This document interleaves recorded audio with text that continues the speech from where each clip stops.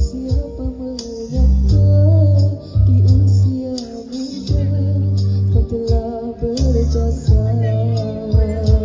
Engkau rela berkorban bergadai nyawa melapangkan dahaga kerana cinta yang tiada tarannya pada Tuhan dan Rasulnya.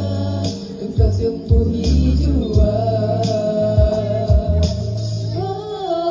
hati kau Rasul dan ayahmu berhijrah ke Madinah.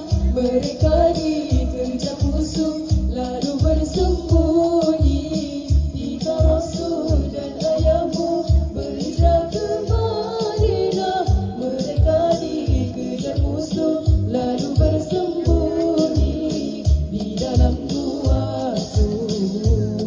Dan kau tetap setia menghantam makanan sendirian tanpa teman, hanya mampu bertawakal kepada Tuhan menghadapi musyrikin Mekah. Tingginya ketakwaanmu kepada Tuhan mengatasi segalanya. Ya Sayyidatina Asma.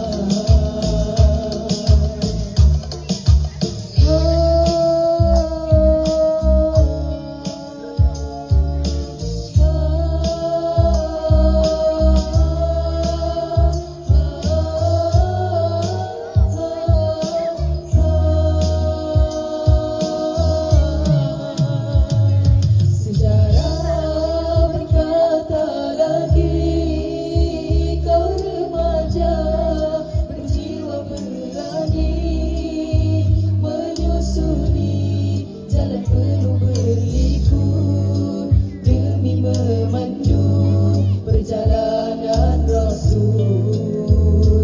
Namun tidak ramai yang tahu engkau menjadi perisai Rasul menyampaikan perancangan musuh demi membantu perjuangan Rasulullah.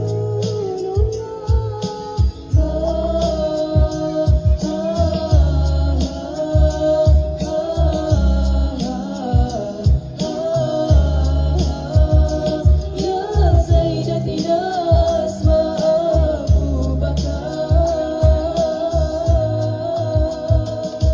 engkau digelar Zatini Taufan telah memakai dua tali pinggang yang akan menjadi saksimu di akhirat. Oh Zatin dicapai jadinya dirimu, amanahnya dirimu, walaupun di tempat Abu Jahal yang jejaki Rasulullah, namun kau tetap dengan pendirianmu kerana kau yakin Tuhan kan membantu.